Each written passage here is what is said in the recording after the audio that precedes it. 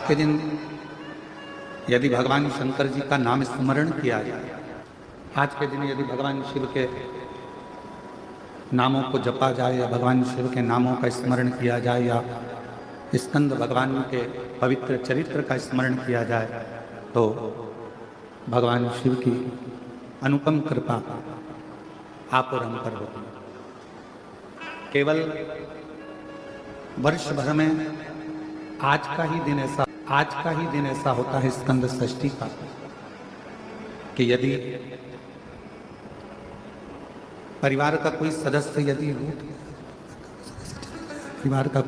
यदि रूठ गया है, परिवार का कोई सदस्य यदि आपस में यदि कोई विवाद हो रहा है या परिवार टूट रहा है या आपस में बहुत ज़्यादा क्लेश चल रहा है, तो आज के ही दिन स्कंद षष्ठी के ही दिन बेलपत्र, एक दुर्वा, एक श्वेत पुष्प, सफेद फूल, स्कंद भगवान का जो स्थान, आपको पहले भी कथा में कहा कि शिवलिंग ये माता पार्वती जी का स्थान, और ये जो स्थान है इसमें राइट में गणेश जी, लेफ्ट में कार्तिकेय जी, बीच में अशोक सुंदरी। स्कंद भगवान का जो स्थान है, उस स्थान पर एक बेलपत्र, एक दुर्वा, एक श्वेत पुष्प चढ़ाकर जल की धार को स्कंद बाबा पे समर्पित करते हुए शिवलिंग पर अगर समर्पित किया जाता है तो कितना भी चाहे परिवार में विवाद चल रहा हो, चाहे परिवार में विवाद चल रहा हो, चाहे रिश्तेदारों में विवाद चल रहा हो, चाहे आपस में विवाद चल रहा हो, स्कंद षष्ठी के दिन अगर जल स्कंद भगवान का नाम लेकर समर्पित किया जाता है आज के दिन, तो परिवार में वापिस प्रेम बढ़ जाता है और परिवार टूटने से बच जाता है। सावन के महीने में छठ के दिन मेरे शंकर भगवान के दरवाजे पर जाकर, मेरे शिव भगवान के दरवाजे पर जाकर दीपदान जरूर करो, दीप जरूर लगाओ। इस महीने में 5 दीप घी के अवश्य जलाओ। 5 दीप बाबा के लेकर जरूर मैं दीप दान करूं कुबेर भंडारी के दरवाजे पर, तो मेरी जिंदगी का भी भंडार बड़ा। किसी भी छठ के दिन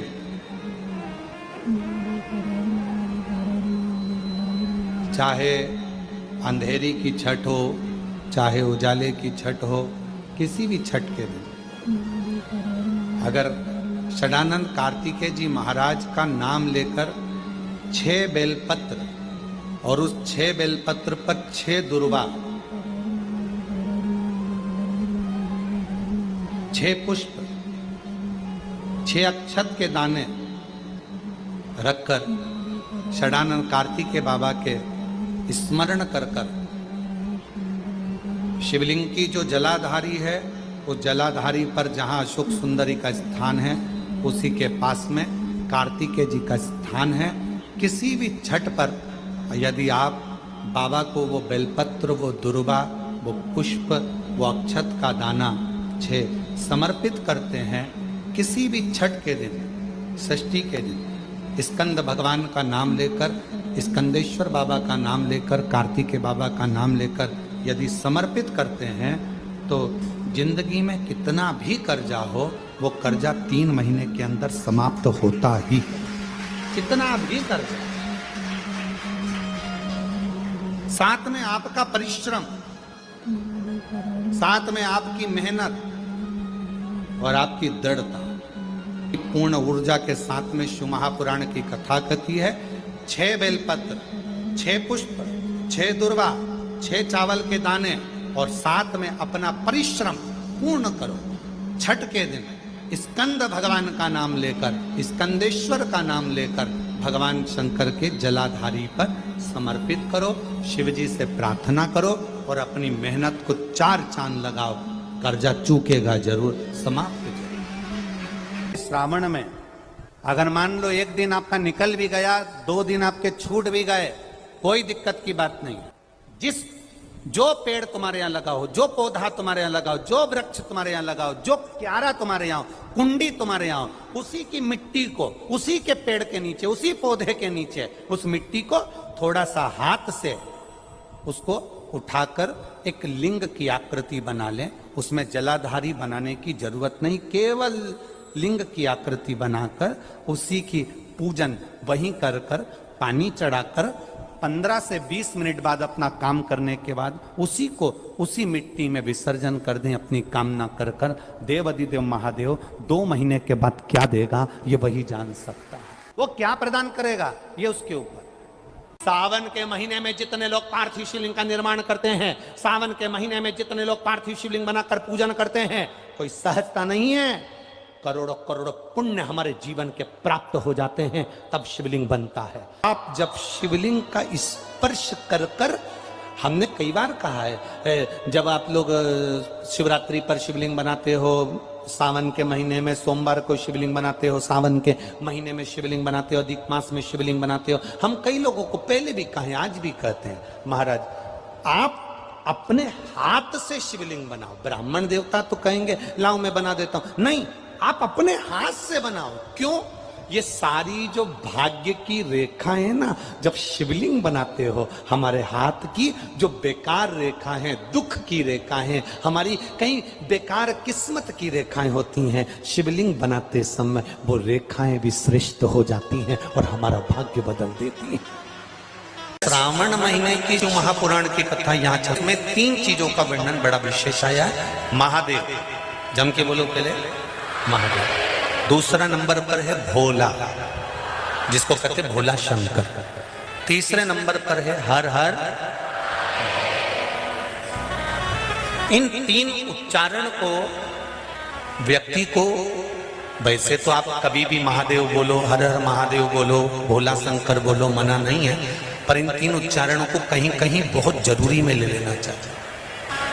पहला, जब आप किसी कार्य के लिए आगे बढ़ रहे हो और वो कार्य हो ही नहीं रहा, बहुत प्रयास कर लिया आपने और वो काम हो ही नहीं रहा, अथक प्रयास कर कर थक गए, तब घर से जब निकलो तो एक विचार कर कर निकला, मुख से कहकर निकलना कि आज मैं इस कार्य के लिए जा रहा हूं और मेरे साथ मेरा महादेव जा रहा है। कौन जा रहा है? महादेव जा रहा है। वापिस आओगे, ज्यादा से ज्यादा ये होगा 15 दिन, 20 दिन, 25 दिन, 30 दिन लगेंगे। जो कार्य कर कर आए हो उसका रिजल्ट आपके पक्ष में जरूर आएगा, क्योंकि महादेव को आप साथ लेकर जाओ।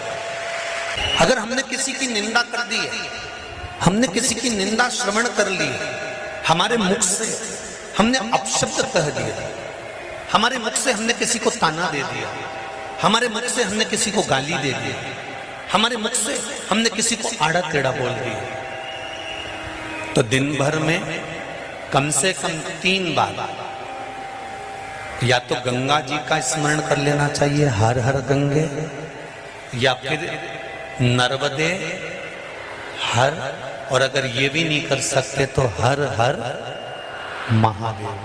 3 बार मात्र स्मरण कर लेने से जीव के मस्तक का जो पाप है वो क्षीण होने लगता है, समाप्त। तीसरे नंबर पर है भोले शंकर, बहुत तेज क्रोध आ रहा।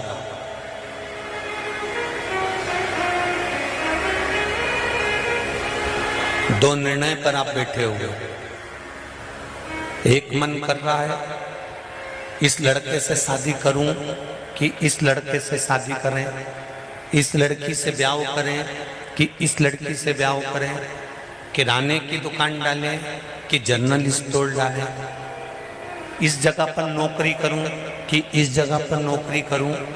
उस समय पर जब 2 नाव सामने खड़ी है और एक नाव पर सवार होना है, उस समय पर एक बेलपत्र लेकर, भोले शंकर का नाम लेकर, एक बेलपत्र लेकर, भोले शंकर का नाम लेकर, बेलपत्र के पेड़ के नीचे ही रखकर निर्णय ले लिया करो, वो निर्णय तुम्हारा सफल होगा, कभी भी निष्फल नहीं। एक बेलपत्र का बल कितना प्रबल है, स्कंद पुराण भी कहती है कि बेलपत्र का एक पत्ता, मात्र केवल एक बेलपत्र का पत्ता हमारे जीवन में सुख प्रकट कर देता है। दुर्वा एक लोटा जल षडानन कार्तिकेय का स्मरण कर कर जब हम चढ़ाते हैं तो उसका फल हमको मिलता है, उसका फल प्राप्त होता, उसका फल हमें मिलता है। भगवान शंकर पर हम जल चढ़ाते हैं और जल चढ़ा हुआ हमारे घर के अंदर आता है।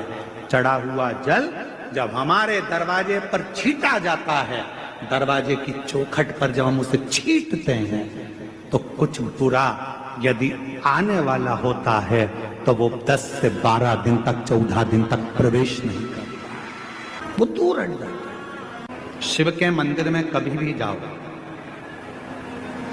तुम्हारा बेटा कोई नीट का एग्जाम दे रहा है, कोई कंपटीशन एग्जाम दे रहा है, तुम्हारी बेटी कोई परीक्षा दे रही है, तुम्हारा बच्चा, बेटा बेटी, पति पत्नी कोई भी कोई एग्जाम में बैठने का प्रयास कर रहा है, पहले तो उससे कहो कि अपनी मेहनत 4 गुना कर, खूब पढ़, परिश्रम 4 गुना कर। और मान लो 5-6 बार दे चुका, 2-4 साल हो गए, 5 साल हो गए, तो फिर उससे कहो शंकर के मंदिर में 7 दुर्वा लेकर जाओ। कितनी दुर्वा?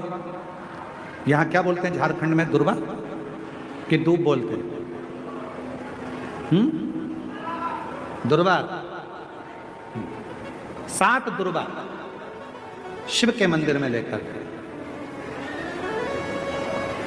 जब जल का पात्र साथ में, 7 दुर्वा को नीचे की ओर रखो हथेली पर, जल का पात्र हाथ में लेकर भगवान देवाधिदेव महादेव को जल समर्पित करो। 7 दुर्वा में से 6 दुर्वा षडानंद कार्तिकेय जी को समर्पित कर दो, 1 दुर्वा भगवान शंकर के शिवलिंग पर चढ़ा दो। अपने हाथ की 3 उंगलियां शिवलिंग का स्पर्श करो और अपनी कामना कहकर, बाबा बहुत एग्जाम दे चुका हूं, बेटा बेटी ने बहुत परीक्षा दी है, हो नहीं रहा बाबा, अब आपके भरोसे है। बाबा को विनय करो, शिव जी पे चढ़ी हुई बेलपत्र दुर्वा वापिस लेकर आओ। जिस बच्चा जब एग्जाम के लिए जाए, परीक्षा देने के लिए जाए, उस दिन वो दुर्वा को अपने मस्तक पर प्रणाम कर कर, नमन कर कर, षडानंद कार्तिकेय का स्मरण कर कर फिर एग्जाम के लिए जाए। पढ़ाई अच्छी करना, दिल से करना, मेहनत ज्यादा करना, और एक बार ये प्रयोग कर कर देखना, मेरा षडानंद कार्तिकेय सफलता जरूर प्रदान करे। 6 मुख षडानंद कार्तिकेय जी का जो वर्णन हमारे शिव महापुराण में किया गया है, स्कंद पुराण में किया गया है, षडानंद कार्तिकेय जी फल शीघ्र प्रदान करते हैं। शीघ्र प्रयास करा, कोई एकांत में शिवलिंग हो, अपने घर से 2 लोटा जल भरकर ले गए। जब घर से लोटा भरकर जल लेकर जाओ तो घड़े पर घड़ा रखो, अर्थात जैसे एक घड़ा है उस घड़े पर दूसरा, मतलब एक लोटे पर दूसरा लोटा भरकर लेकर जाना। 5 दुर्वा, 5 बेलपत्र, 5 चावल के दाने, 5 कनेर के पुष्प जो एकांत में शिवलिंग होता है वहां लेकर जाना चाहिए। पहले बाबा को जो तुमने 2 कलश जल लिया है, उस 2 कलश को, 2 लोटे को एक के ऊपर एक रखकर, अपना हाथ रखकर बाबा को अपने मन की कामना कर कर कि बाबा मेरे ये गर्भाशय में, मेरी बच्चादानी में या मेरे शरीर में गांठ पड़ गई है, बाबा इसको समाप्त कर दो। विनय कर कर, निवेदन कर कर कुंदकेश्वर महादेव का नाम लेकर एकांतेश्वर महादेव पर दोनों जल की धार एक साथ चढ़ा, और बाद में जो दुर्वा लेकर गए हो 5 वो शिव जी को समर्पित करें, बेलपत्र भगवान शंकर को समर्पित करें, कनेर के पुष्प शिव जी को समर्पित करें। मन की कामना कर कर कनेर के पुष्प को शिवलिंग के से उठाकर मां जगतजननी जगदम्बा अम्बा का जो स्थान है, ये शिवलिंग शंकर जी का स्थान है। ये जो गोल जलाधारी होती है ये मां पार्वती जी का स्थान है। जो कनेर का पुष्प शिव जी के ऊपर चढ़ाया है उसको उठाकर 5 पुष्प को जगतजननी जगदम्बा के चारों तरफ रख दीजिए। दुर्वा को उतारकर अशोक सुंदरी वाली जगह पर रख दीजिए और बेलपत्र को अपनी हथेली में रखकर शिव जी से प्रार्थना करो कि मेरे गर्भाशय में या मेरे शरीर में यहाँ गांठ है, बाबा इसे गला लो। विनती कर कर दुर्वा को उठा लो, चावल के दाने वहीं चढ़ा के रख दो शिवलिंग के ऊपर और दुर्वा बेलपत्र लेकर घर आ जाओ। 5 दिन तक सुबह एक दुर्वा, शाम के समय बेलपत्र प्रदोष काल में चबा चबा कर खाना प्रारंभ करो। 5 दिन के बाद 15 दिन इंतजार कर कर वापिस जांच कराओ, धीरे धीरे गठान गलना प्रारंभ हो जाए। गांठ गलेगी, डॉक्टर का इलाज साथ में चलने दो, जांचें चलने दो, जो इलाज चल रहा है उसको चलने दो। पर अगर कहीं किसी नारी को गर्भाशय में, बच्चादानी में अगर कोई खराबी हो जाती है या गर्भाशय में हो जाती है या कहीं गांठ पड़ जाती है तो वो शिव की आराधना करे। साधना देसी गाय का घृत थोड़ा सा हाथ में लगाकर, भले 1 चम्मच ना हो, 1 कटोरी ना हो, आधी चम्मच भी ना हो तो 2, आधी चम्मच ना हो तो 2 बूंद ना हो तो 1। ऐसा नहीं बताया तुमको बदला लेने का, आज हम तुमको बदला लेने का उपाय बताते हैं कि बदला कैसे लेता है। ठीक है, अगर कोई तुम्हारा बुरा करे, कोई तुम्हें अपशब्द कहे, कोई तुम्हें गाली दे, ताना दे, आड़ा टेढ़ा काम करे और तुम्हें उससे बदला लेना है तो कैसे लोगे, कैसे बदला लोगे? आज हम तुमको, अभी तक हमने ये उपाय नहीं बताया था, आज बता देते हैं कि किसी व्यक्ति से अगर बदला लेना है तो कैसे लेना है। तो एक काम करना, उस व्यक्ति से अगर बदला लेना है तो 1 लोटा जल भरना, शंकर के मंदिर में जाना और दिल से कह देना मैंने उसको माफ कर दिया, उसको माफ कर दिया। उसने मुझे गाली दी, उसने मुझे अपशब्द कहा करा, उसने मेरा बुरा चाहा, पर शंकर के मंदिर में 1 लोटा जल चढ़ाकर कहना जिसने मेरे साथ बुरा करा बाबा मैंने उसको माफ कर दिया, पर मेरे बाबा जल इसलिए चढ़ा रही हूं, एक समय ऐसा लाकर खड़ा करना, मुझे इतनी उन्नति की सीढ़ी पर चढ़ा देना, जिसने मुझे गाली दी है एक दिन वो मुझसे मिलने के लिए तरसे, वो समय लाकर रखना, वो समय लाकर रखना बाबा। मैंने उसको माफ कर दिया, मैंने अपने मन से निकाल दिया, मैंने उसको मन से हटा दिया कि कोई ने मुझे गाली दी थी, कोई ने मुझे अपशब्द कहा था। करें आपके जीवन में, यदि आपको ऐसा लगता है कि हमारे बहुत तप करने पर, भजन करने पर, व्रत करने पर, साधना करने पर, उपास करने पर भी हमें कहीं ना कहीं तकलीफ का सामना करना पड़ रहा है, तो निवेदन है 1 चावल का दाना शिव को चढ़ाने का या 1 पुष्प की पंखड़ी, और बन सके आपकी जिंदगी में अगर आप बना सकते हो और कर सकते हो तो मालूम पड़े, अगर 1 चावल का दाना नहीं चढ़ा सकते, जल नहीं चढ़ा सकते, तो 1 शमी का पत्र भी अगर आप शिव को समर्पित कर रहे हो तो शिव उसको स्वीकार करो। पत्री के मध्य पत्ती और ये 2 पत्ती है, इस पत्ती के बीच की जो जगह होती है वहां यदि पीला चंदन और 1 चावल का दाना लेकर हरीश्वर महादेव का नाम लेकर शंकर के शिवलिंग पर प्रदोष के दिन अगर चढ़ा देते हैं तो वो बेटा बेटी जिस एग्जाम को दे रहा होता है अच्छी मेहनत के साथ, लगन के साथ, तो निश्चित है वो उसमें सफलता पाता जरूर है। हरीश्वर महादेव।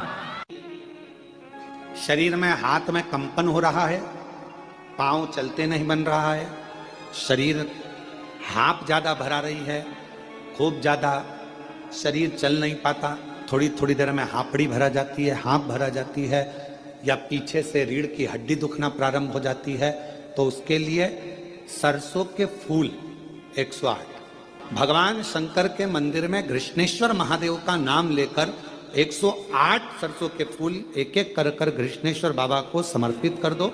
उसी फूल को उठाकर नंदी जो मंदिर में है उसका पीठ का ऊपर का एक भाग होगा, नंदी के पीठ पर अग्र भाग ऊपर का होता है, उस भाग को वो 108 सरसों के फूल छुआ दो और उसको लेकर घर पर आ जाओ,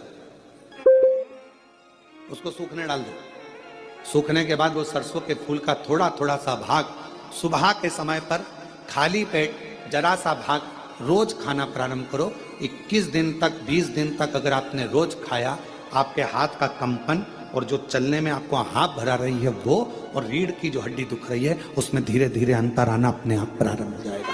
कृष्णेश्वर महादेव का स्मरण की। स्कंद षष्ठी है, स्कंद छठ होती है, षष्ठी होती है। ये पूरे वर्ष में